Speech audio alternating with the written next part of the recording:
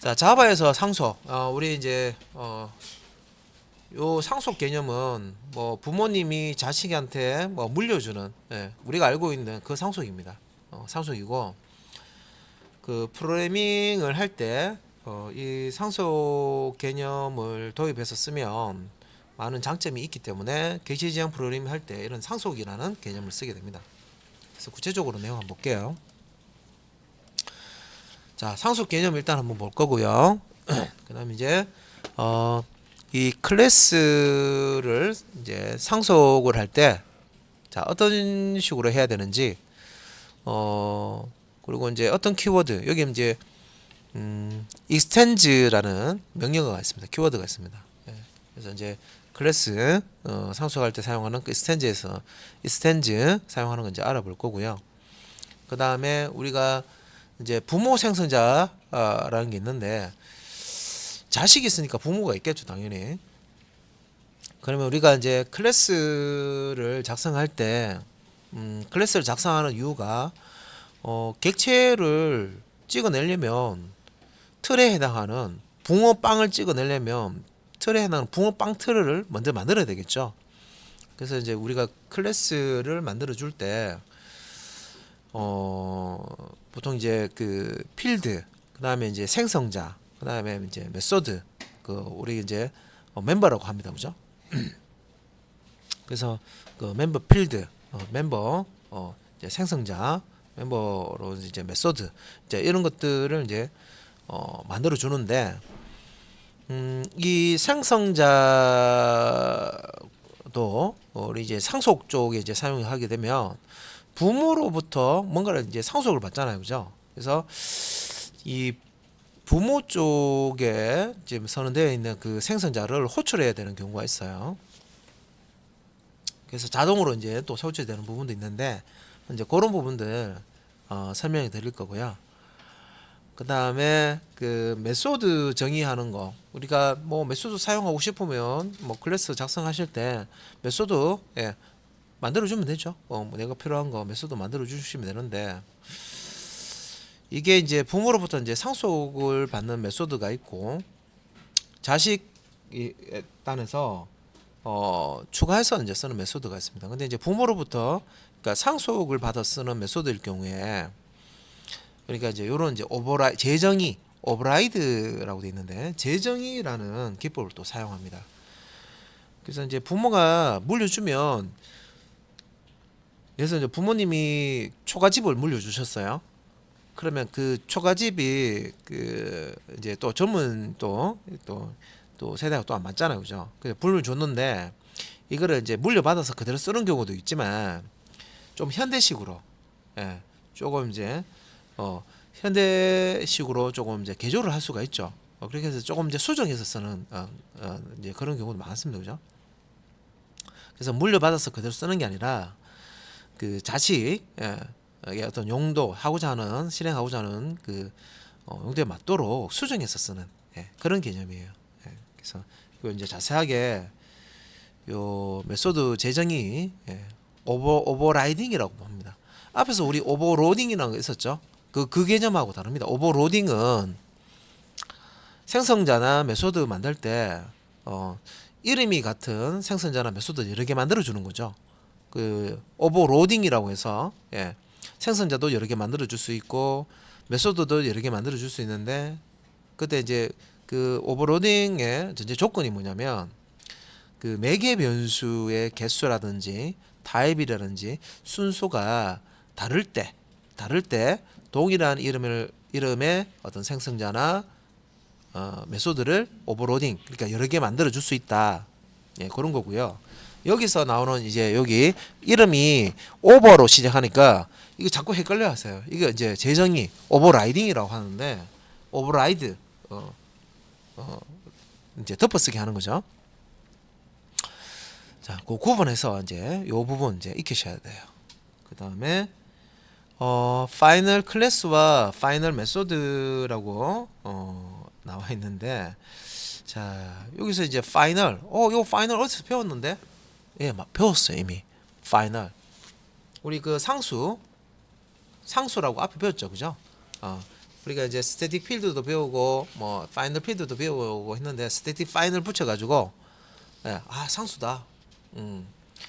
자, 그래서 여기 이제 파이널이라는 키워드를 클래스 단에 이제 붙여서 이제 쓰는 이제 것과 그 다음에 메소드 단에 우리 선언해 줄 때 이렇게 붙여 쓰는 거.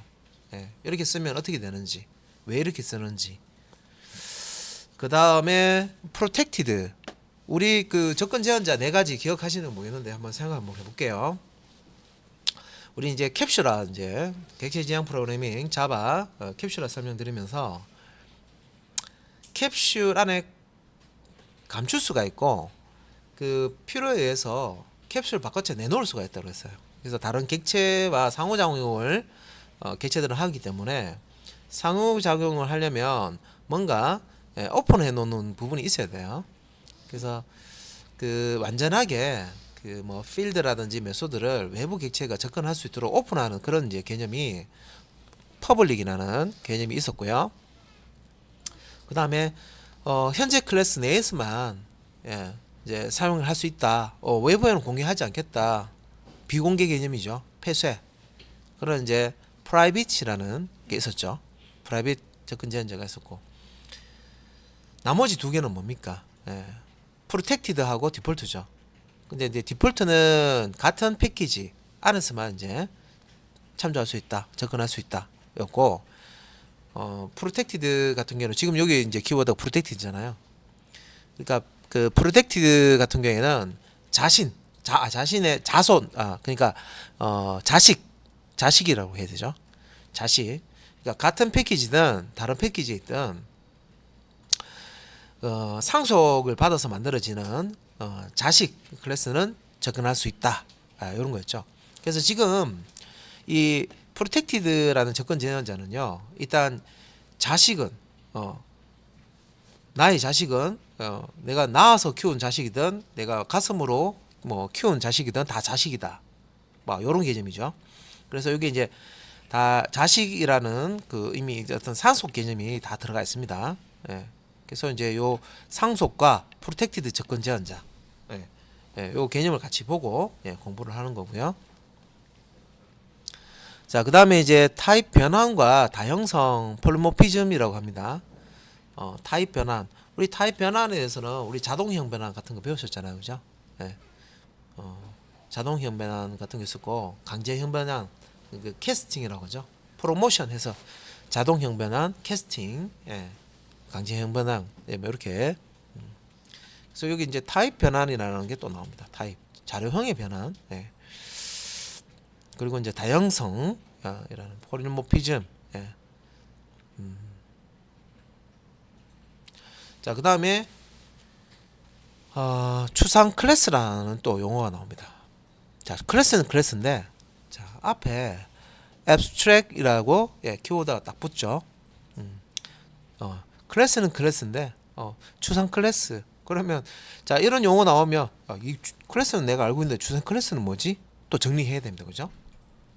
그래서 자바에서 쓰는 이 추상 클래스 개념 같이 이렇게 정리하겠습니다.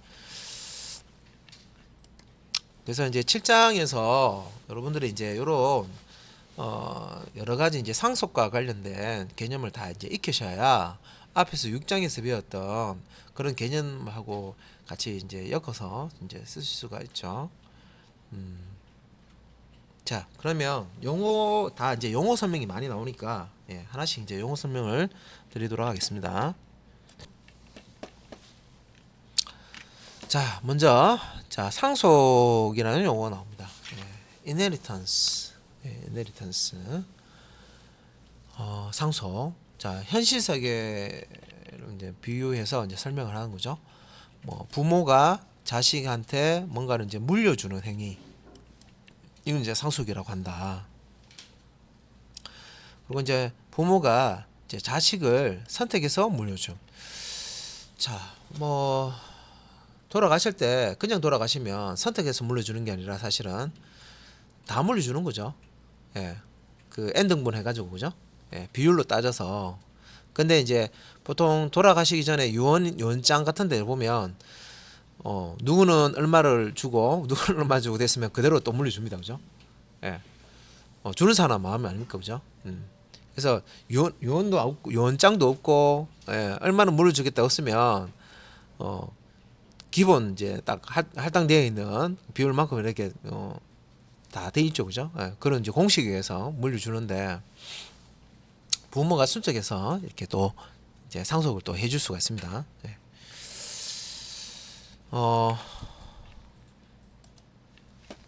그래서 이제 프로그래밍 할 때 이제 객체 지향 프로그램 할 때 이제 이 상속 개념.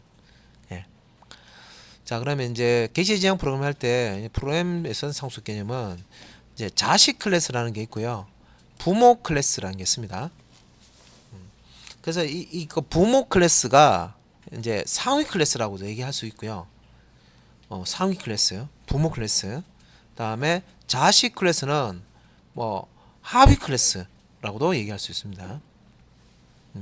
뭐 다른 말로 뭐 파생 이 말은 잘 쓰진 않는데 파생 클래스라는 용어도 씁니다. 그래서 하위 클래스, 파생 클래스, 자식 클래스 똑같단 말이죠. 요 상대적인 입장에서 이제 보는 거예요. 그러니까 위쪽에 있는 거는 부모, 상위, 아래쪽에 있는 것은 상대적으로 아래쪽에 있는 것은 하위, 자식 클래스다. 그리고 그 위쪽에 있는 이 상위 클래스, 부모 클래스가 이제 자식 클래스한테 물려줍니다. 물려주는 거고 상속해 주는 거고. 그래서 이제 자식 입장에서 봤을 때는 자식 클래스가 자 부모 클래스의 멤버를 물려받는 것이다. 이렇게 이제 표현을 했죠. 그래서 이제 여기 아래쪽에 이제 뭐 여기 그림 보시면은 부모 클래스가 있고 자식 클래스가 있는데 자식 클래스가 이 부모로부터 상속받는다는 표기를요 이렇게 화살표를 쓰죠. 그러니까 자식에서 이렇게 출발해서요 화살 촉이 부모 쪽에 이렇게 딱 맞도록 이렇게 되어 있습니다. 그래서 이게 조금 우리가 이제 설명할 때 부모가 자식한테 물려준다 이렇게 화살표 이렇게 올 것 같지만 실제 이제 표기할 때 이렇게 표기해요. 그래서 조금 헷갈리시는 분들은 너네 부모가 누구냐? 부모가 보통 자식한테 물려주잖아요, 그죠? 했을 때 화살표로 이렇게 우리 부모는 여기 있어요 할 때 화살표를 가리킨다 이렇게 생각하시면 되죠. 부모를 화살표로 가리킨다 이렇게 하시면 되죠.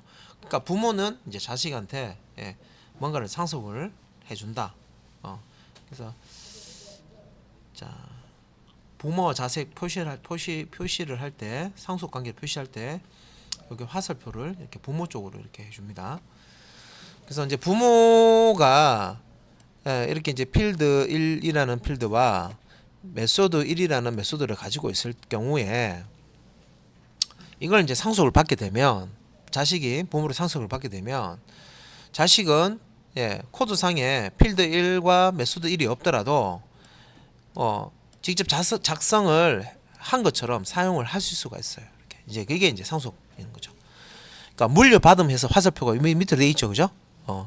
상속 이렇게 표현을 하지만 실제 이제 부모 클래스가 가지고 있는 필드 1과 부모 클래스가 가지고 있는 메소드 1을 이렇게 물려받습니다라고 이렇게 물려받음 해야죠.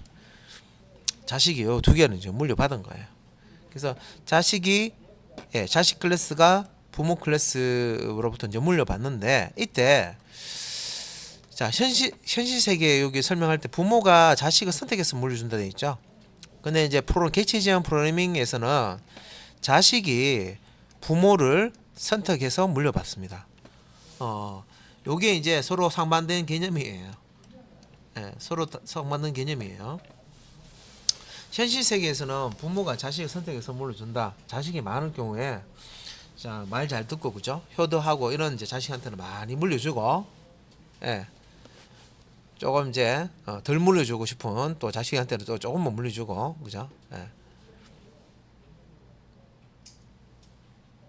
자, 선택을 하는데 프로그래밍에서는 자식 클래스가 부모 클래스를 선택을 한다. 부모를 선택하는 거예요. 그러니까 자식이 부모를 내 부모는 누구다 이렇게 이제 선택을 하고요. 그 선택한 부모로부터 물려받는 거예요. 멤버를.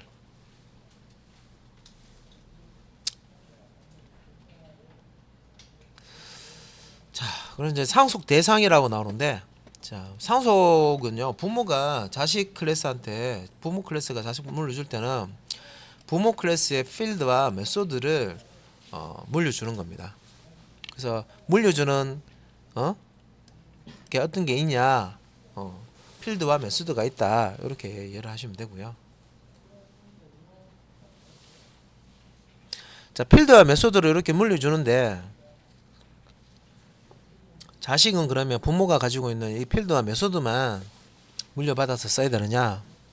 그건 아니다는 거죠. 그래서 여기 이제 그림에 제가 점선으로 이렇게 그리면 요 부분 있죠. 점선 요 부분. 요 부분은 자식 클래스가 필요에 의해서 더 추가해서 선언해서 쓰는 부분입니다. 그래서 부모한테는 필드 1과 메소드 1을 받고 물려받고 추가적으로 필드 2와 메소드 2를 선언을 해서 멤버를 더 선언을 해서 추가하는 거죠. 하위 클래스 요 자식 클래스 하위 클래스 자식 클래스입니다. 추가한 필드와 메소드를 이렇게 추가해서 사용을 할 수가 있다. 그래서 부모한테 물려받을 수 있는 건 물려받고 내가 더 필요한 내용들은 이렇게 더 선언해서 추가해서 사용을 하면 된다. 자, 상속 개념 inheritance 자, 설명을 드렸고요. 그러면 이제 상속이라는 걸 이제 프로그래밍 할 때 사용을 했으면 하면은 이제 뭐가 좋으냐, 이런 상속 개념을 활용하면 뭐가 좋으냐. 그래서 이제 첫 번째는 이제 상속의 효과가 나옵니다. 그래서 이제 어떤 좋은 점이 있느냐. 첫 번째 보니까 부모 클래스 재사용을 해서 좀 말이 좀 짧죠, 그죠? 부모 클래스 재사용해 자식 클래스 빨리 개발 가능. 그래서 부모 클래스를 재사용하기 때문에 자식 클래스 만들 때 빨리 개발할 수 있다. 좀 속도를 좀 업할 수가 있다, 그거죠. 자, 요런 점이 좋고, 다음에 반복된 코드의 중복을 줄여줄 수가 있다. 그리고 유지보수의 편리성이 좋아진다. 유지보수 할 때 편할 수가 있다. 다음에 상속이라는 걸 개념을 쓰면요. 자, 우리 이제 다형성이라는 것을 구현해서 쓸 수가 있다. 다형성. 요 다형성은 하나의 어떤 그 타입이 있으면요. 그 타입을 구현한 이제 객체들은 그 부품으로서 이제 쓸 수가 있다는 거죠. 대입할 수 있다. 또 어떤 인터페이스, 아이도 인터페이스나 배웠는데 인터페이스가 있을 때 그 인터페이스로 구현한 구현 객체들은 그 인터페이스의 어떤 타입에 대입해서 쓸 수 있다. 근데 아직 안 배웠어요. 뒤에 나옵니다. 그래서 지금 이제 상속 부분에서 상속을 하면 뒷장에 이제 할 이런 이제 내용들 자, 이런 이제 좋은 점이 있다. 그다음에 이제 상속 대상 제한이라는 게 있습니다. 그러니까 상속을 해주는데 부모가 가진 재산을 이제 자식한테 물려주는 거죠. 상속을 해주는데 일단 부모 클래스의 프라이빗 자, 이거 접근 제한자죠. 상속하는데 왜 또 접근 제한자가 나오죠? 그래서 이제 자바는 한 챕터에서 끝났다 해서 그냥 잊어버리면 안 돼요. 다 융합돼서 씁니다.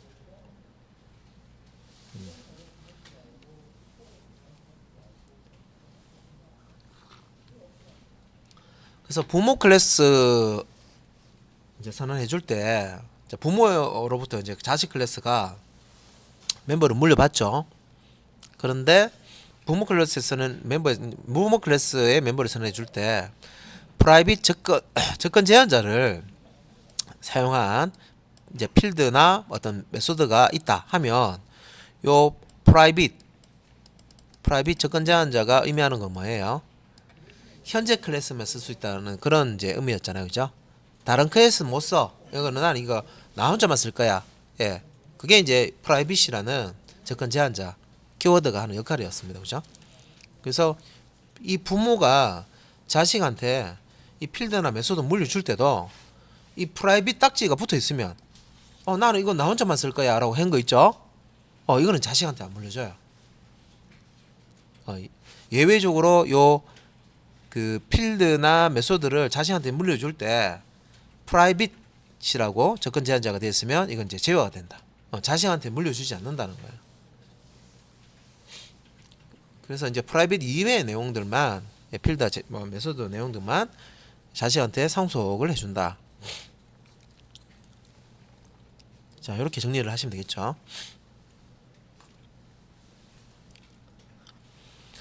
자, 다음에 이제 부모 클래스가 다른 패키지에 있을 경우, 자, 이거는 이건 그냥 그림으로 이게 이제 자식이 있어요. 자식이 있는데, 요 자식은 뭐 com. java. test 1이라는 패키지에 있고요. 자, 요 물려받고자 하는 부모 클래스는요 다른 데 있는 거예요. com. java. test 2 다른 패키지에 있는 거예요. 여기 이제 부모가 있는 거예요. 이런 경우를 얘기하는 거예요. 부모. 자, 부모 클래스가 다른 패키지에 있는 경우 디폴트 접근 제한자죠. 접근 갖는 데 있는데 너무 줄였다 그죠? 접근 갖는 디폴트 접근 제한자입니다. 디폴트 접근 제한자를 갖는 필드와 메소드도 제어된다.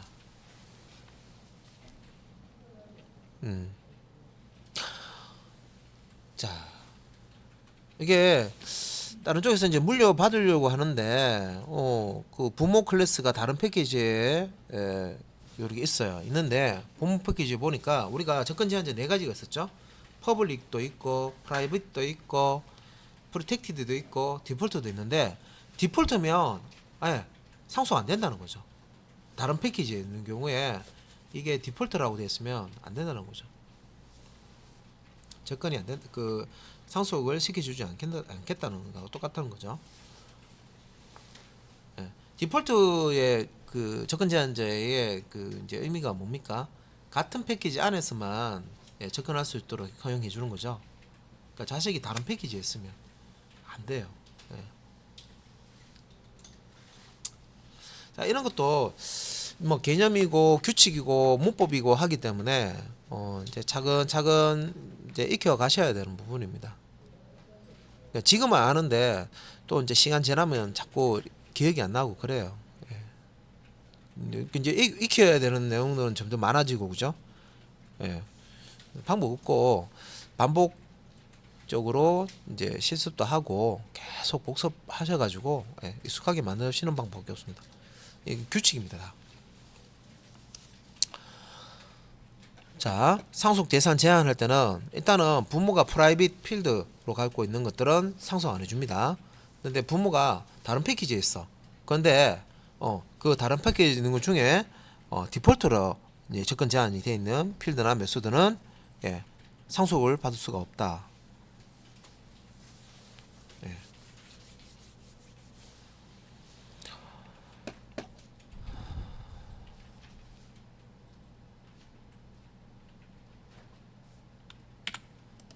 자, 그러면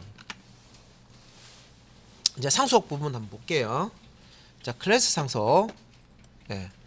자, extend라는 요거 명령문이라고 생각하시면 돼요. 요거는 이제 상속 받을 때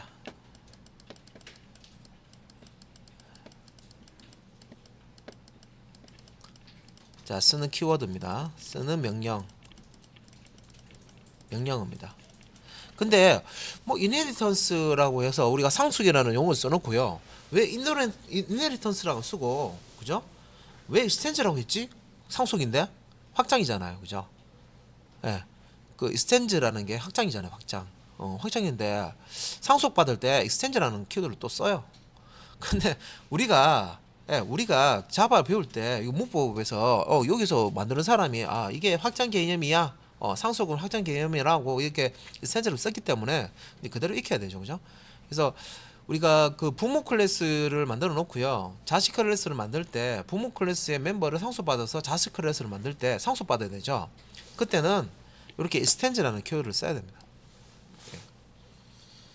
그래서 이제 자식 클래스가 자 상속할 부모 클래스를 지정하는 키워드. 너무 어렵다, 그죠? 예, 설명이. 그러니까 이렇게 할게요. 자식 클래스가 상속할이 아니라 상속받을. 예. 상속받을. 누구한테 상속받느냐는 거죠. 자식 클래스 입장에서 자 상속받을 부모 클래스를 지정하는 명령어가 extend다. 그래서 프로그램의 세계에서는, 객체 지향 프로그램의 세계에서는 부모를 자식이 선택한다는 거예요. 상속 나 저 부분한테 상속받고 싶으면 부모를 먼저 선택해. 그리고 이제 상속받으면 돼. 현실 세계하고는 좀 다릅니다, 그죠? 이 객체 지향 프로그래밍 세계에서는 자식이 부모를 선택해서 상속받을 수 있는 거예요.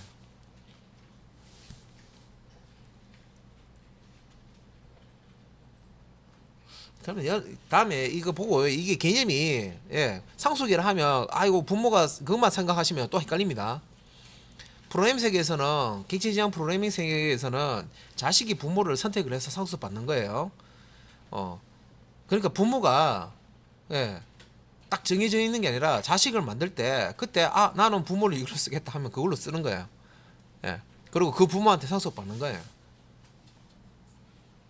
그래서 이제 그 옆에 부가적으로 이제 여기 이제 자료 쭉 읽어보시고 연습하실 때 이거 무슨 얘기지 하면 방금 제가 설명드렸던 거를 알아서 적어 놓으셔야 됩니다. 본인 볼 때 이해하실 수도 있도록. 그래서 다음에 복습하실 수 있도록. 자, 그럼 이제 그림 한번 볼게요. 그림을 이제 보면, 자, 위에 있는 게 부모 클래스죠. 이제 그림 보면 아시면 이 화살표, 화살촉, 요렇게 화살촉 맞는 부분이 부모입니다. 자, 자식 입장에서, 자식한테 묻는 거죠. 너네 부모 누구야? 이분이세요. 이렇게 화살표를 딱 쏩니다. 그죠? 그럼 위에 있는 요거에 이제 부모 클래스, 아래쪽에 있는 게 자식 클래스가 됩니다.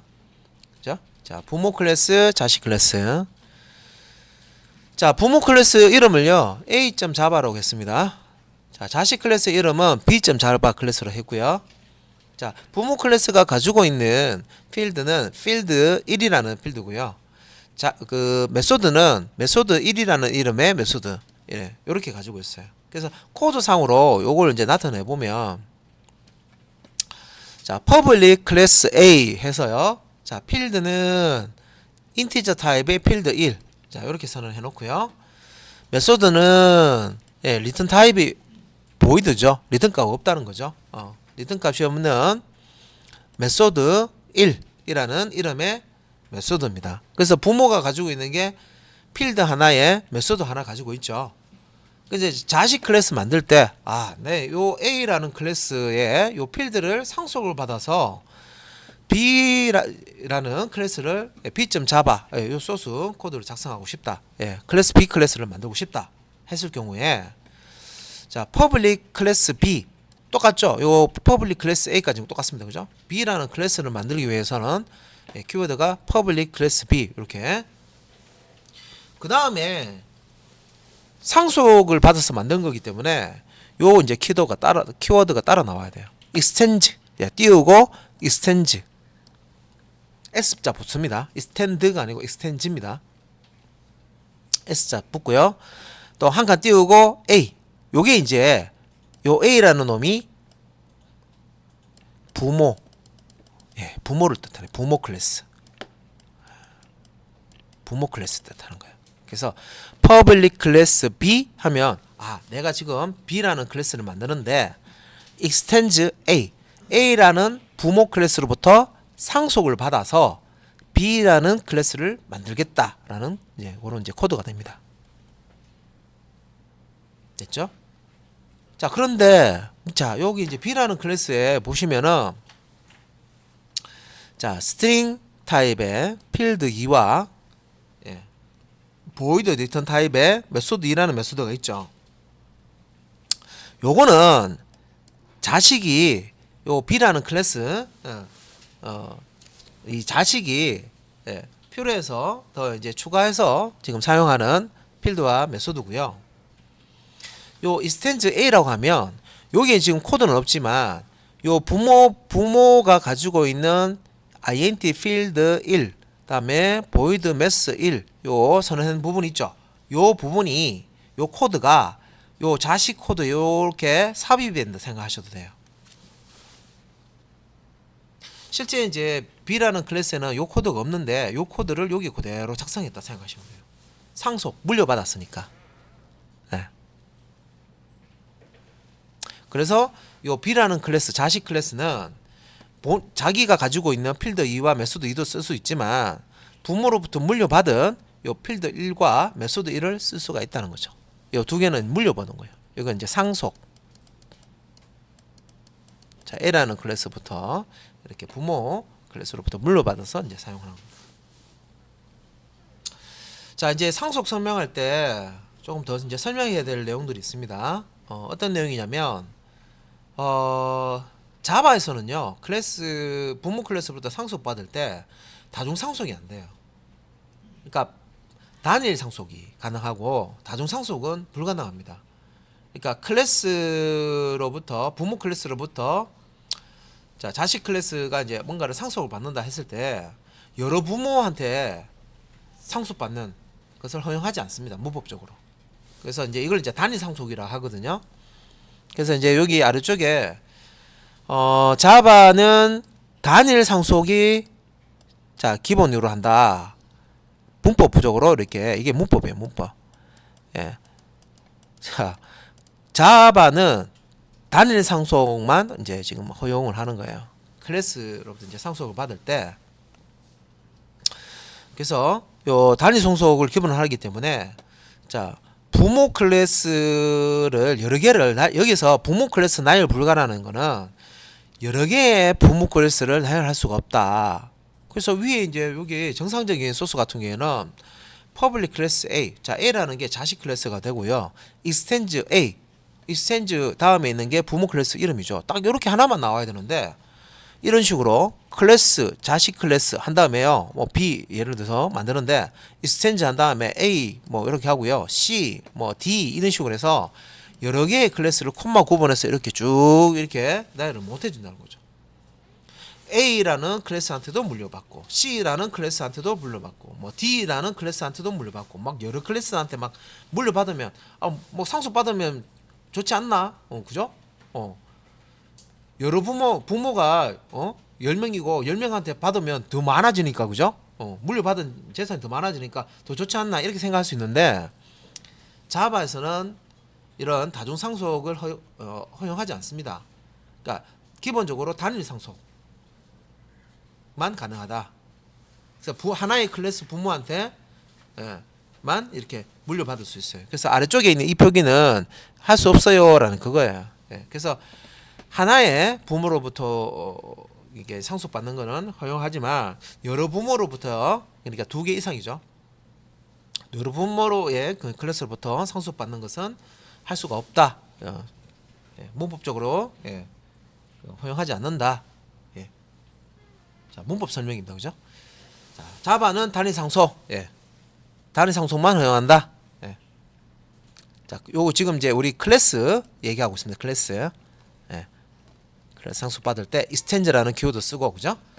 단일 상속만 허용한다. 그래서 extend 주에 부모 클래스 이름이 하나만 와야 된다. 그죠?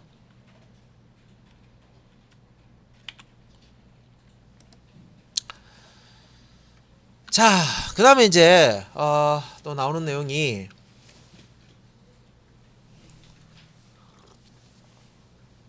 부모 생성자 호출에 대한 내용입니다. 부모 생성자 호출이라고 해서요. 슈퍼라는 키워드를 쓰죠. 슈퍼. 슈퍼. 뭔가 이제 뭐 슈퍼라고 하면 뭐 이제 조금 이제 조금 높은 지위로 봤을 때는 높은 걸 의미를 합니다. 그래서 여기 이제 우리 이런 식으로 그러니까 키워드를 배운 게 this라는 게 있어요. this는 현재 객체, 현재 클래스 객체를 의미한다고 그랬죠. this가 현재 객체를 의미하고 현재 그 객체의 어떤 생성자로 호출할 때 this 사용한다고 그랬습니다. 거기서 조금 더 이제 부모 쪽에 그 어떤 생성자 호출할 때는 우리가 이제 요런 거 앞에서 this 해서 코드 중복을 줄이기 위해서 이렇게 this라는 자기 자신의 생성자 호출하는 방법이 있다고 그랬죠. this. 예. 근데 이제 요 슈퍼 갈로 열고 달로 닫고 해서 부모 생성자를 호출하는 방법입니다. 그러니까 이 부모라는 용어가 사용이 된다는 얘기는 상속, 그러니까 부모로부터 뭔가를 상속을 받으면 부모가 있고 자식이 있습니다. 그죠? 그런 경우에 자식 입장에서 부모가 가지고 있는 생성자를 호출하는 경우에 슈퍼라는 요 키워드 이용하는 이제 생성자를 사용한다는 거죠. 그래서 이제 자식 객체를 생성하면 부모 객체도 생성되는가? 부모 없는 자식 없음 있다는 얘기죠, 그죠? 예. 그래서 그러니까 부모가 없는 자식이 없으면, 그러니까 자식이 있으려면 부모가 있어야 된다 그 뜻이죠. 뭐 부모가 태어나지도 않는데 자식이 태어날 수가 없겠죠. 그래서 이제 자식 객체가 있으면 부모 객체가 있다 그런 뜻이고요. 그래서 이제 자식 객체를 생성할 때는 부모 객체부터 생성한 후에 그 다음에 이제 자식 객체가 생성이 된다 내부적으로. 그래서 이제 자바에서 어떤 상속 관계가 있을 때 자, 부모 클래스가 있고요, 자식 클래스가 있죠. 그러면 이제 부모로부터 이제 상속받는 클래스가 자식 클래스라고 그랬죠. 그래서 여기서 이제 어떤 이제 객체로 따졌을 때 부모 객체가 있고 자식 객체가 있는데 자식 객체라는 그 용어 자체가 뭔가 물려받는 거잖아요, 부모한테. 그럼 부모가 있어야 된다는 거죠, 무조건. 그러면 이제 이 자식 객체가 생성될 때는 부모로부터 생성 후에 자식 객체가 생성된다. 그러니까 부모 객체부터 생성 후에, 부모부터가 아니고 부모부터죠. 부모 객체가 먼저 만들어지고 그 다음에 이제 자식 객체가 만들어진다. 자, 부모 객체가 만들어진 이후에 자식 객체가 만들어진다. 그래서 부모 생성자 호출을 완료 후에 자식 생성자 호출이 되게 된다. 그런 뜻입니다. 그러니까 이제 자바 내부적으로 어떤 상속 관계에 있을 때, 부모와 자식 관계에 있을 때 어떤 자식은 부모로부터 뭔가를 상속받게 되죠. 그래서 자바는 내부적으로 부모 객체를 먼저 만들어주고 그 다음에 부모 객체가 생성이 끝나면 그 이후에 자식 객체를 만들어주는 요 이제 순서로 내부적으로 이제 구현을 한다는 거죠. 그래서 부모 생성자 호출 완료 후 자식 생성자를 호출해 준다. 생성자가 객체 만들 때 쓰는 거잖아요, 그죠? 그래서 자, 여기 이제 밑에 코드가 하나 나옵니다. 이게 지금 그 띄어쓰기가 뒤에서 보면 띄어쓰기 안 되는 거 지금 띄어쓰기 돼 있는 거죠. 그래서 DMB 셀폰 요게 이제 클래스고요. DMB 셀폰이고 여기 지금 띄어쓰기 돼 있는 거예요. 띄어쓰기 돼 있고 참조 변수 이름을 DMB 셀폰 소문자로 시작하는 참조 변수입니다. 여기 이제 참조 변수. 여기 이제 클래스 타입이고 그죠? DMB 셀폰 클래스 타입의 DMB 셀폰이라는 참조 변수 선언해주고 여기다가 객체를 이렇게 객체 주소를 집어넣죠. 참조 변수니까. 자, 객체 생성은 new 해서 자, DMB 셀폰 클래스의 생성자를 호출합니다. 디폴트 생성자 호출하는 거죠. 소관례 안에 아무것도 없는 거. 그래서 이제 객체를 생성해서 이렇게 DMB 셀폰에 이제 넘겨주는데 자, 여기 이제 그림에 이렇게 보시면은 그림에 보시면은 이제 여기 이제 상속 관계에 있는 걸 이제 지금 보였어요. 소스 이렇게 보시면은 요 그림 이해하시죠? 자식 객체, 자식 클래스 있고요. 부모 클래스가 있어요. 부모 객체. 그죠? 그러면 요 자식은 부모로부터 뭔가를 이제 이렇게 상속을 받아서 만들어지는 객체를 의미합니다. 그래서 부모 객체는 셀폰이고요. 요 부모 객체로부터 해서 자, 요렇게 이제 상속 받아서 만들어지는 객체가 DNB 셀폰 타입의 객체입니다. 셀폰 타입의 객체 부모가 되고 자, DNB 셀폰 타입의 이제 객체가 자식 객체가 됩니다. 그래서 이제 코드 간단한 코드를 이렇게 보면 자, 퍼블릭 셀폰 자, 이거 뭡니까? 이거 부모죠, 부모. 네, 부모가 있고요. 네. 부모가 있는데 이 부모의 지금 코드가 일부만 나와 있어서 좀 이해가 안 될 건데 요게 뭐예요? 생성자죠, 생성자. 생성자입니다, 생성자. 메소드하고 그 생성자하고 구분하셔야 된다 그랬습니다. 어떻게 구분하냐면 클래스 명하고 생성자 명은 똑같다고 했고요. 또 구분할 수 있는 거. 생성자는 리턴 타입이 없습니다. 우리가 메소드 쓸 때 리턴한 값이 없더라도 보이더라고 넣어줘야 되죠. 만약에 리턴 값이 있으면 뭐 인티지 타입이든 뭐 스트링 타입이든 그죠? 뭐 기본 자료용 타입이든 참조용 타입이든 리턴되는 타입을 메소드명 앞에 적어줘야 되죠. 이거는 뭐예요? 이건 생성자이기 때문에 접근 제한자만 있는 거죠. 자, 여기서 이제 셀폰, 그러니까 부모 클래스의 생성자죠. 생성자고 이제 아래쪽에 있는 요거, 그러니까 이제 퍼블릭 DNB 셀폰, 요게 이제 자식입니다. 자식 생성자인데 지금 자식 생성자에서 여기 보면 슈퍼 소괄리 열고 닫고, 예, 이렇게 나와 있습니다. 자, 자식 생성자는 부모 생성자를 이렇게 기본적으로 호출하게 됐어요. 그래서 부모 생성자를 호출할 때 자식 생성자에서 슈퍼라는 네, 키워드, 네, 생성자 슈퍼 소괄로 열고 닫고라는 요 키워드를 사용하게 됐습니다. 근데 우리가 자, 요런 부분도 우리가 상속 이제 받으면서 또 이제 실습해야 되겠지만, 예. 이게 이제 명시적으로 하지 않더라도 내부적으로, 예. 요렇게 이제 우리 그 클래스 만들 때 생성자 없으면 컴파일러가, 예, 디폴트 생성자, 기본 생성자 그 만들어서 컴파일 한다 그랬죠. 예, 그런 것처럼 이 슈퍼도 우리가 이제 뒤에 그 예제 이제 한번 해보시면은 슈퍼라고 언급 안 돼 있더라도 상속 관계 있으면요, 기본적으로 이제 부모의 그 생성자를 호출하게 됐어요. 내부적으로 슈퍼 이렇게 코드가 추가돼서, 예, 컴파일러가, 예, 다 처리를 해줍니다. 그래서 옆에 이제 요 그림을 보시면은, 예, 그 요 스택 영역에 자, DNB 셀폰 이게 참조 변수죠. 참조 변수 이름입니다. 예, 참조 변수 이름이고요. 요 참조 변수는 객체 주소를 가지죠. 객체 주소, 예, DNB 셀폰 객체 주소를 이렇게 가지게 됩니다. 그죠? 얘가 이제 100번지면 100이라고 이렇게 가지게 되겠죠.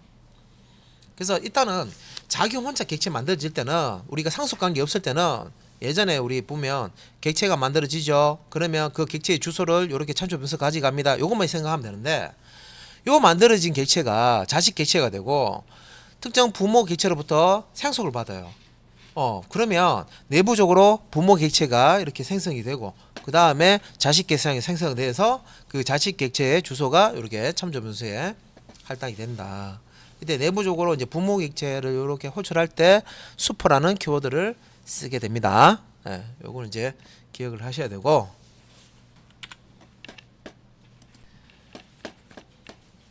그래서 이제 부모와 자식 그 상속 관계에 있을 경우에 그 자바가 이제 내부적으로 이런 식으로 실행이 됩니다 하는 걸 설명하고 있어요. 그래서 이제 일단은 뭐 자식 그 객체만 싹 만들어지는 게 아니라, 자식은 어차피 이제 부모가 있어야 되니까 내부적으로는 메모리 상에 부모 객체도 만들어지고 그죠? 예, 만들어진 다음에 자식 객체가 만들어지는데 이때 이제 요런 이제 그 부모 객체 생성자 가 먼저 호출이 되고 그다음에 이제 자식 객체가 생성이 돼서 메모리상에 이렇게 실행이 된다. 예. 그리고 예, 요 실제 이제 요 자식 객체죠. 자식 객체의 그 주소 참조 주소 값이 예, 참조 변수에 저장이 된다. 예. 자, 그래서 자 앞에서 했던 내용 이제 이어서 자 명시적인 부모 생성자 호출.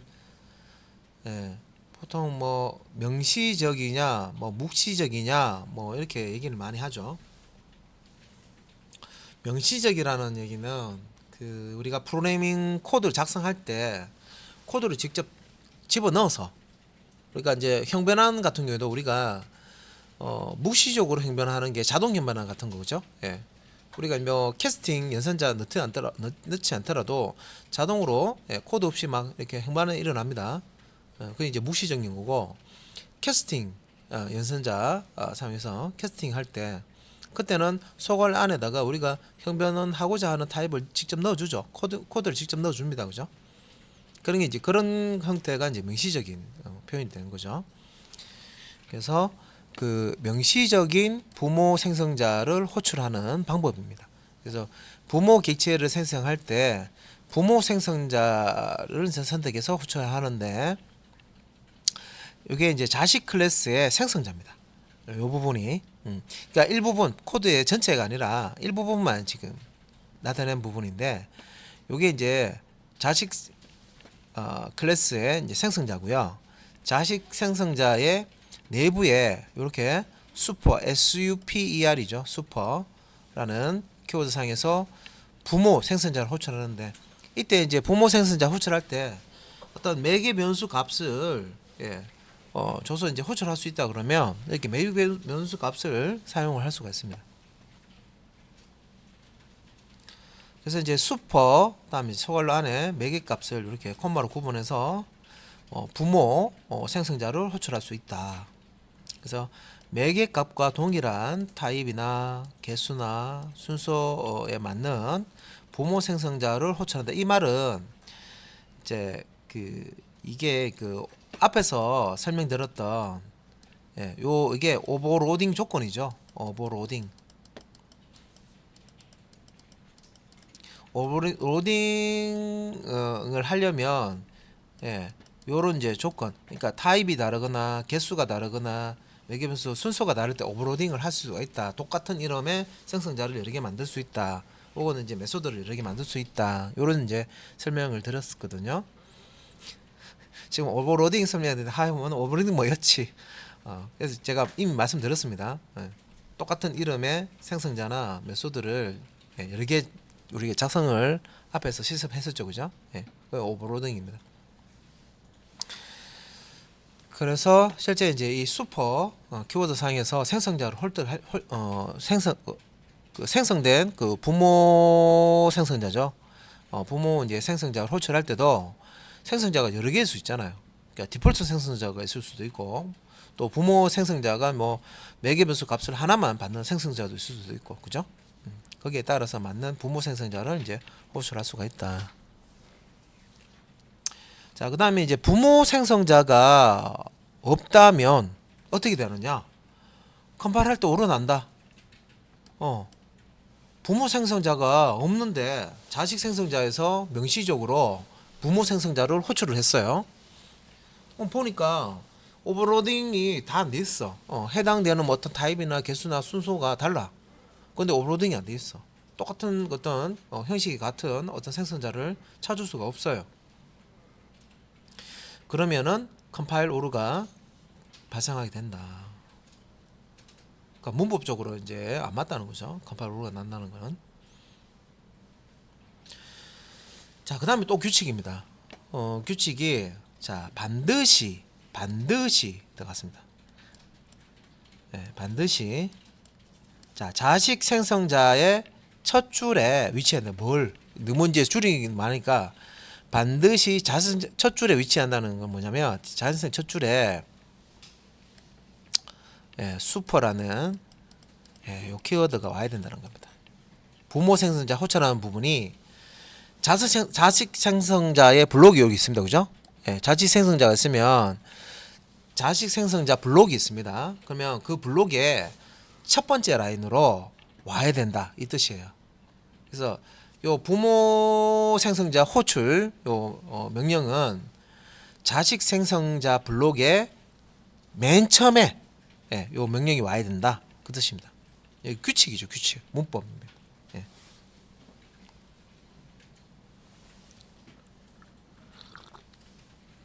근데 이거 문법이기 때문에 방금 지금 제가 설명드린 게 문법이고요. 이걸 안 지키면 그냥 컴파일 오류 나는 거예요. 그래서 예제 실습하실 때 요거 이제 문법에 맞는 것을 그냥 실습하는 것도 좋아요. 이렇게 해야 정확한 거다 맞는데 문법에 틀리게, 그러니까 이게 부모 생성자 호출하는 슈퍼 요 키워드를 자식 생성자 블럭에 처음에 이제 요 문형을 넣어야 되는데 처음이 아닌 두 번째 세 번째 줄에 넣어서 그 앞에 다른 명령이 있다는 거죠. 넣어서 얘가 오류 발생하는 것을 눈으로 확인하는 것도 공부가 됩니다. 그래 기억이 남아요. 그래서 이제 프로그램 여러분들 하실 때 무조건 소스 보고요, 오타 없이 탁 쳐가지고요, 그냥 실행 탁점 됐네 넘어가고 다음에 오타 없이 탁 넣어가지고 됐네 다음 이렇게 하면 당연히 이제 뭐 책에 있는 거 그대로 입력했으니까 당연히 동작하겠죠. 그러니까 그 외의 내용을 여러분들이 구경을 못 하잖아요. 근데 이제 실습하다가 뭐 오타를 낸다든지 문법적으로 뭐 위치를 바꿔서 썼다 하면 월급게 오류 메시지 뜹니다. 그러면 이제 그 디버깅 할 때 내가 이렇게 해서 내가 잘못했구나, 이거 바꾸면 안 되겠구나, 요런 게 이제 기억이 나기 시작해요. 실습할 때 이제. 그래서 그 프로그램 하실 때 많이 실습해 보시고 그다음에 오류도 많이 내 보시고 하는 게 좋아요. 오류도 많이 내 봐야 이 오류는 뭐 때문에 오류 났다, 이 또 익숙해지거든요. 그래서 다음에 그런 오류 나면 예전에 내가 오류 낼 때 이런 것 때문에 오류 났는데 딱 기억이 나요. 그럼 그 부분 딱딱 고치시면 되거든요. 문법이 약간 이게 생각이 안 날 때도 있어요. 자, 요거 규칙입니다. 반드시 이 슈퍼라는 키워드는요, 자식 생성자 블록의 첫 번째 라인으로 와야 됩니다. 위치가 다른 명령보다 우선 이제 그 실행이 돼야 된다는 뜻이고요. 자, 그다음에 이제 부모 클래스의 기본, 그러니까 여기서 이제 매개 변수가 없는 이라고 했죠. 기본 생성자라는 용어는 디폴트 컨스트럭터, 기본 생성자, 그죠? 디폴트 컨스트럭터. 요 기본 생성자는 컴파일러가 우리가 생성자 안 만들어주면 자동으로 이렇게 만들어주는 이제 그게 이제 기본 생성자죠. 근데 이제 여기서 그 소괄로에 아무것도 없는 거, 이게 이제 기본 생성자입니다. 우리 그 기본 생성자 만들어줄 때 보면 명시적으로 그 실제 이제 기본 성자가 자동으로 만들어지지만 명시적으로 그 디폴트 컨스트럭터 기본 생성자를 만들어 주는 경우가 있어요. 그때 보면 클래스 이름과 동일하게 넣어주 예를 들어서 카면 뭐 이렇게 해주고 뒤에 소괄로 열고 닫고 해주고 중괄로 열고 닫고 비어 있는 거 이렇게 만들어 줬죠. 그러니까 이런 식으로 명시적으로 이렇게 그 디폴트 컨스트럭터 기본 생성자를 이렇게 이제 선언해 주는 경우가 있어요. 자, 요 설명은 부모 클래스에 기본 생성자 요거 얘기하죠. 기본 생성자가 없다면 필수적으로 작성해라. 그런 뜻입니다.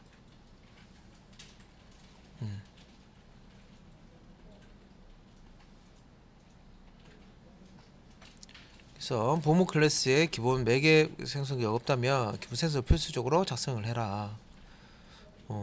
그러니까 기본 생성자 호출하는데 부모 클래스 쪽에서 기본 생성자가 없으면 컴파일 오류가 떠버린다는 거죠. 머리 아프다 그죠? 뭐 이게 간단한 것 같으면서도 설명을 듣는데 머리에 그림은 안 그려지고 그러면 부모 클래스 만들 때 기본 생성자가 없는 경우도 있나? 예, 있어요. 여러분들이 클래스 만들어질 때 규칙 잘 생각해 보시면요. 그러니까 자바 컴파일러는 클래스 컴파일 할 때 생성자가 하나도 없으면 기본 생성자 추가해 준다 그랬죠. 그런데 여러분들이 프로그램 작성하실 때 매개 변수 값이 하나 있는 생성자를 임의로 코드를 넣어줬어요. 그러면 생성자가 있는 거죠. 그러면 매개 변수를 하나를 가지고 있는 생성자를 만들어 놨기 때문에 자바 컴파일러는 기본 생성자를 추가 안 해줍니다. 생성자가 뭐라도 하나도 있으면 기본 생성자를 추가하는 작업을 안 해준다는 거예요. 컴파일러는.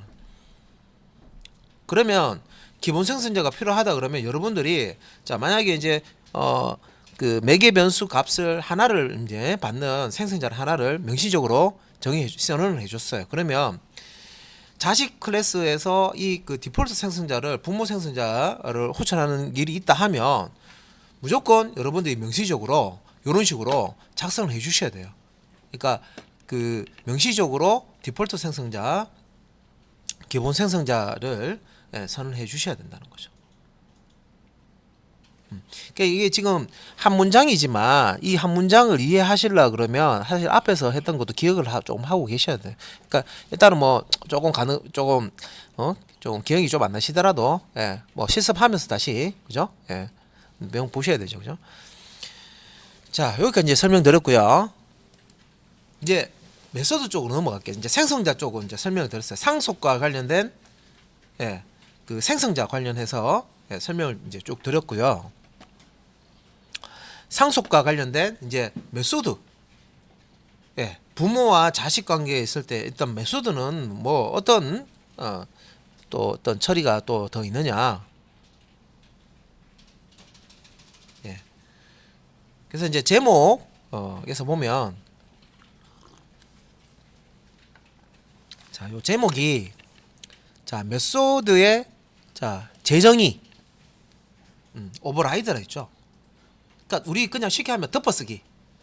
덮어쓰기. 그러니까 부모가 뭔가를 상속을 해줬어요. 그 코드를 자식 클래스에서 그 코드를 쓰게 되죠. 상속받아서. 그럼 그 코드를 그대로 쓰는 게 아니라 덮어 쓰는 거 잘 아실 거예요. 우리가 파일 써보셨으니까.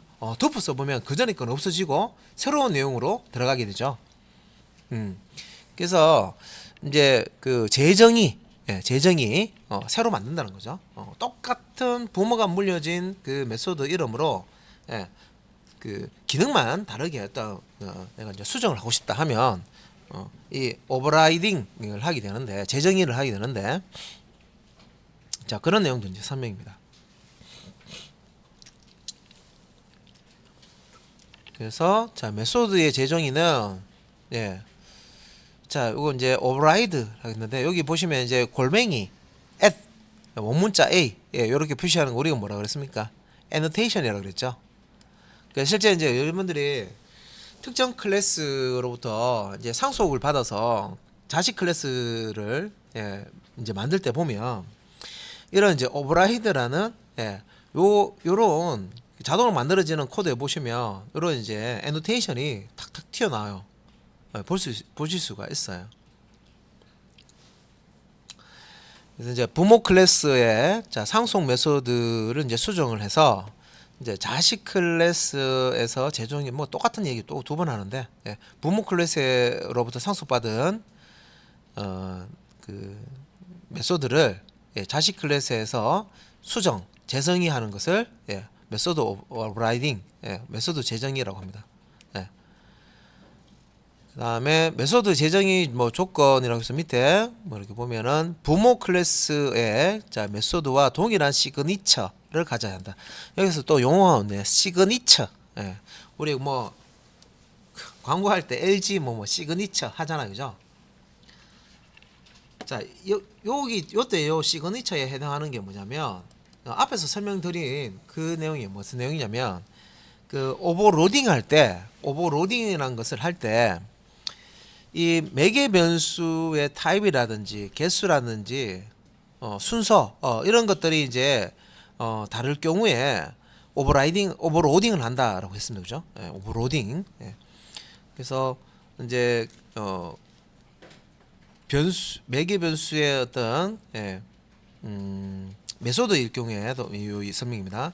그래서 매개 변수의 타입이 다르다든지 뭐 개수가 차이가 난다든지 다르다든지 안 그러면 뭐 개수는 같은데 뭐 순서 배치된 순서 타입의 배치 순서가 다르다든지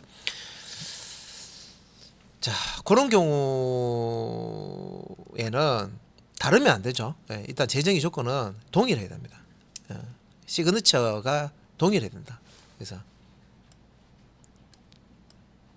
자 메소드 오버라이딩 조건은 시그니처가 동일해야 된다. 요 시그니처는 매개 변수 개수 타입 자 순서를 의미합니다. 그죠? 예. 순서가 동일하면 예. 부모로서 받은 것을 예. 재정이 오버라이딩 할 수가 있다. 그래서 여기서 이제 접근 제한을 더 강하게 오버라이딩 하는 것은 불가능하다. 이제 접근 제한 알아야 되죠. 자, 메소드 오버라이딩 설명하는데 접근 제한이 나와 버립니다. 그래서 이게 규칙이 자, 오버라이딩 규칙이 있는데 거기에 접근 제한 규칙도 더 들어가는 거예요. 그래서 접근 제한에서 우리 그림 그릴 때 자, 여기서 뭐 동그라미로 그림 그릴 때 퍼블릭이 제일 바깥쪽에 있고 그죠? 퍼블릭 그죠? 퍼블릭이 제일 바깥쪽에 있고 제일 안쪽에 있는 게 뭡니까? 프라이빗이죠. 그죠? 프라이빗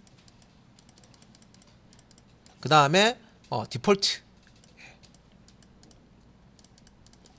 이렇게 있고 그죠? 그 다음에 프로텍티드 자 그래서 접근 제한이 강하다는 얘기는 뭐예요? 접근 제한을 더 강하게 오버라이딩 불가한다는 건 뭐예요? 그러니까 제한이 강한 거는 프라이빗입니다. 그죠? 나만 쓸래. 접근 못해 너네들은. 나만 쓸래 하는 게 프라이빗이죠. 퍼블릭은 자 너네들도 써라. 뭐 같은 패키지든 우리 동네든 딴 동네든 쓰고 싶으면 써라. 이게 퍼블릭입니다. 그죠? 그래서 그 부모에서 물려받는 것보다 더 이 접근 제한을 하위로 내려가서 오버레이딩 하는 것은 불가능하다. 그런 뜻이에요. 단계가 더 심해지면 안 된다는 거죠. 부모하고 비교했을 때. 그래서 퍼블릭을 디폴트나 프라이버시로 수정 불능하다. 부모가 퍼블릭이에요. 자, 부모는 자, 다 접근할 수 있도록 퍼블릭으로 선언을 해야 하는데 이 부모 거를 상속받은 자식이 야 이거 나 혼자만 쓸래 프라이빗으로 재정의 하려고 한다든지 우리 패키지 안에서만 쓸 거야 뭐 디폴트 이렇게 준다든지 하면 안 된다는 거죠. 디폴트는 아무것도 안 붙이는 게 디폴트인데 그죠? 이거는 이제 쓸 수가 없다. 이거 규칙이죠. 문법입니다. 문법. 그 다음에 자 반대로 자 디폴트는 퍼블릭으로 수정 가능하다. 자 보시면 이제 디폴트는 부모가 예를 들어서 자 부모가 디폴트예요. 디폴트라는 얘기는 부모 클래스 블랙 클래스 입장에서는 이제 같은 패키지 그죠? 디폴트니까 같은 패키지 안에 있는 클래스들은 접근해서 쓸 수 있습니다라고 디폴트 접근 제한제를 썼어요. 그래서 이걸 이제 자식에서 물려받는 거예요. 그러니까 자식은요, 자 제한하는 거는 못하지만 제한을 풀어주는 걸 할 수 있어. 그래서 자 우리 동네 사람만 쓸 수 있어요 해서 같은 패키지 안에서만 쓸 수 있어요 했던 부모인데 자식에서 이렇게 물려받아 가지고요 이거를 이제 퍼블릭으로 퍼블릭은 뭐예요? 다 쓸 수 있다는 거죠. 제한을 풀어준 거죠. 그래서 더 넓은 범위로 제한을 이제 풀어준 거죠. 그래서 퍼블릭으로 쓰는 것은 가능하다. 그래서 요 그림을 그 접근 제한자 설명드릴 때 요 접근 제한자 4가지 그 설명을 이해를 하시고 그 다음에 야 오버라이딩이 지금 이제 그 재정의가 메소드 재정의가 돼야 되는데 부모로부터 일단은 상속을 받아서 자식이 재정의 하는 거잖아요, 그죠? 그러면 부모의 요 접근 제한자와 자식이 요 다시 재정의 하는 요 접근 제한자 규칙이 요 규칙에 이제 위배되면 안 된다는 거죠. 그러니까 접근 제한을 더 강하게 오버라이딩을 할 수 없다. 자식이 자, 부모보다 더 강하게 오버라이딩 할 수는 없다. 자, 그 다음에 자, 새로운 예외. 예외도 참 이거는 아직 안 배웠어요. 이것도 다른 장이 있습니다. 다른 장이 뒤에. 그런데 이제 일단은 이제 상속할 때 이제 이걸 또 설명을 해야 되니까 지금 나오긴 하는데 일단 뭐 내용은 모르지만 일단 예외라는 게 있습니다. exception. 새로운 예외. exception. 스로우스 불가. 스로우스라는 게 이제 그 예외를 이제 던진다는 건데 그래서 이제 요런 이제 새로운 예외는 우리가 재정할 때 이 스로스 할 수 없다. 자, 요런 이제 규칙이 나옵니다. 다 문법적인 게 자꾸 따로 나오죠.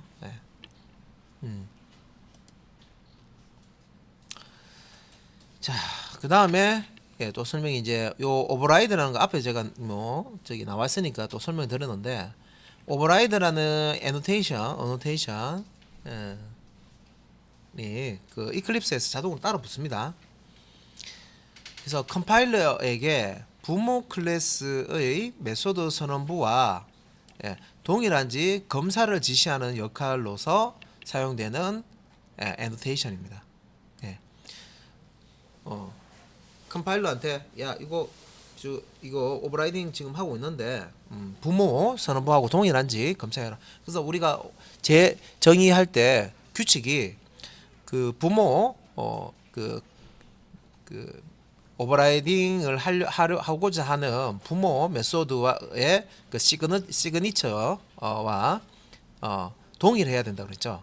그래서 그런 부분들을 이제 검사하는 이제 역할을 담당하는 애노테이션입니다. at override. 그래서 정확한 메소드 재정의를 위해서 붙여주면 좋다.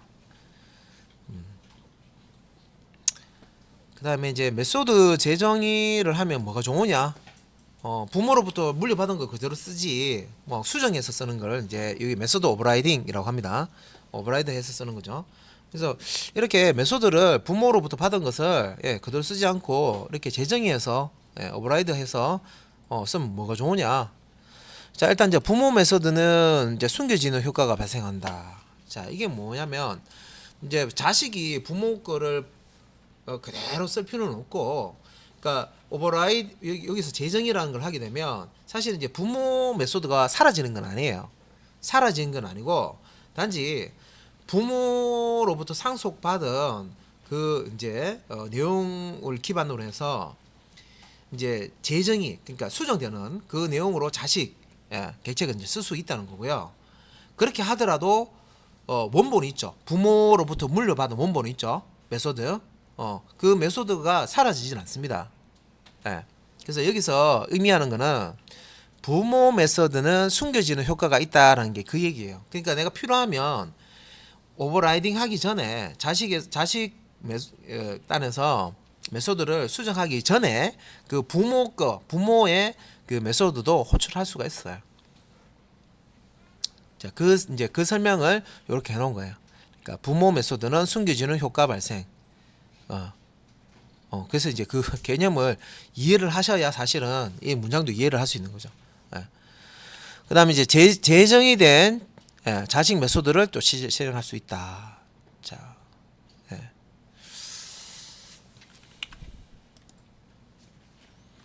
그래서 이제 자, 부모 메소드를 이제 사용하는 이제 방법이 나옵니다.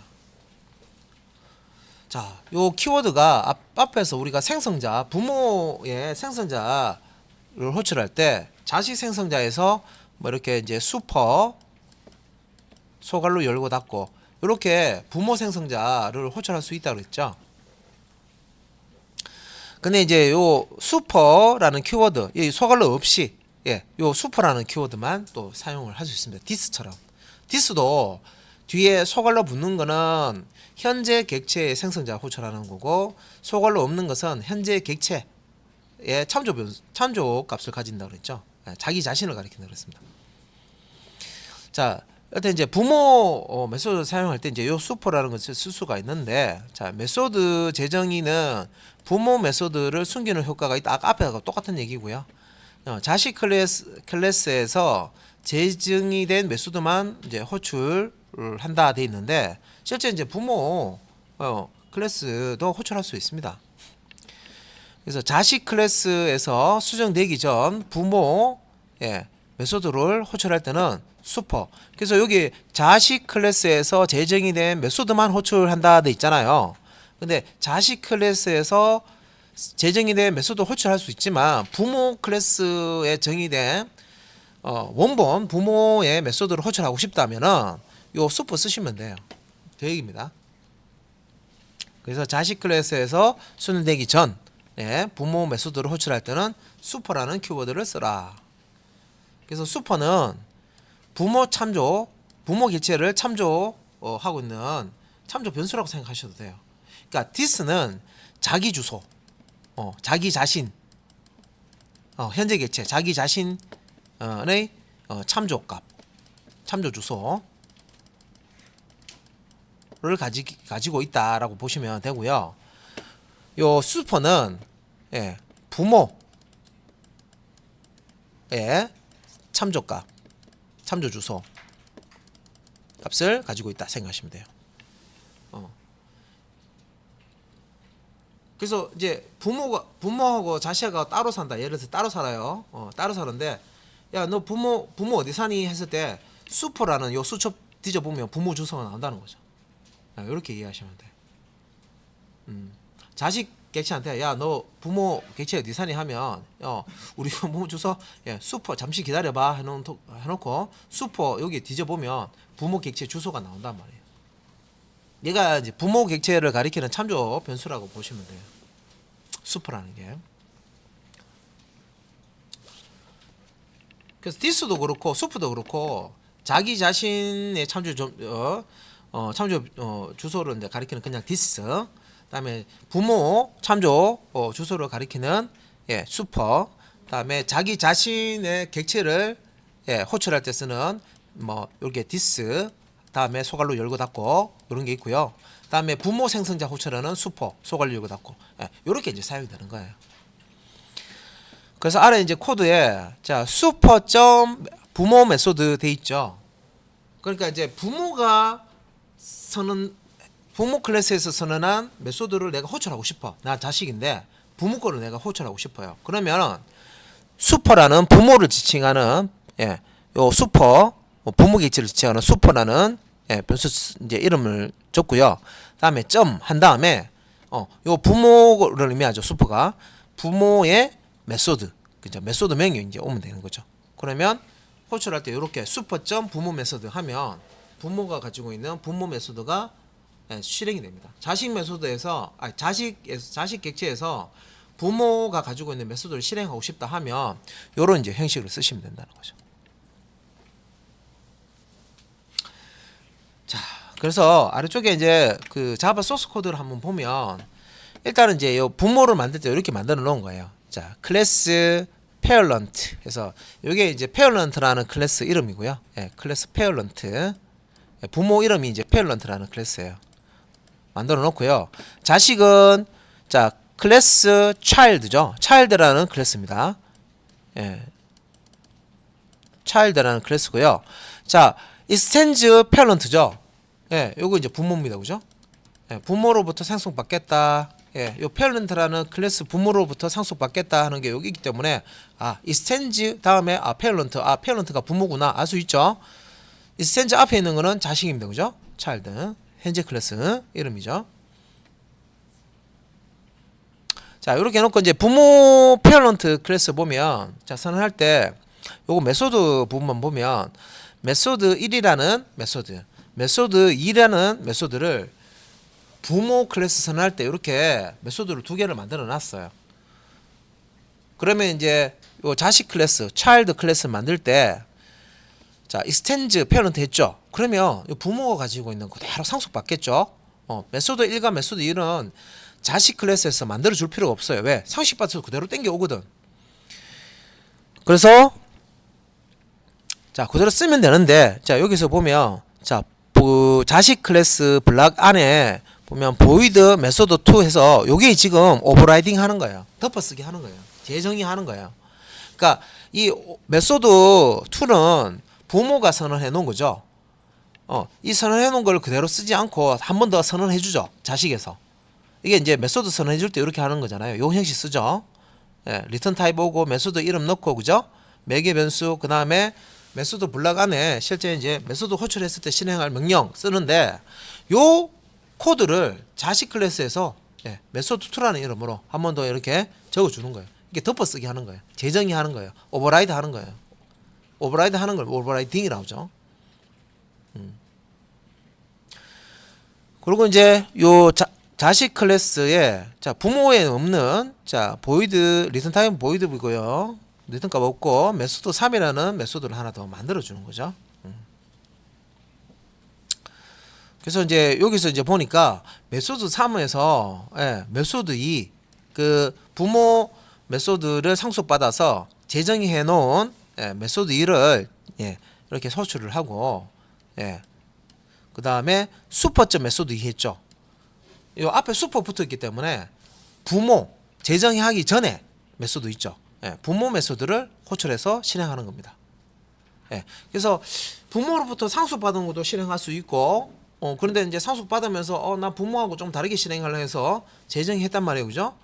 그것도 이제 실행을 할 수도 있고 원래 부모로부터 상속받을 원본이 있죠. 부모가 가지고 있는 원본 메소드 또 이렇게 실행을 할 수 있다. 단 이제 부모 자 슈퍼라는 키워드 상에서 부모 객체를 참조를 하는 거죠. 슈퍼점 메소드 2. 자 그래서 그냥 메소드 2라고 한 거하고요. 슈퍼점 메소드 2는 서로 다른 메소드입니다. 그냥 메소드 2는 부모로부터 상속받아서 이걸 이제 오버라이딩한 메소드 메소드 2고요. 예. 예. 슈퍼점 메소드 2는 부모 페어런트 클래스가 가지고 있는 메소드 2를 호출하는 겁니다.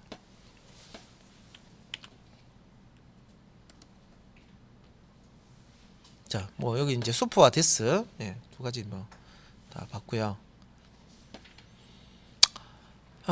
일단은 예, 일단 여기까지 그 메소드 예, 재정의 예, 여기까지 일단은 이론 나가고요. 나머지 이제 실습을 좀 해보도록 하겠습니다.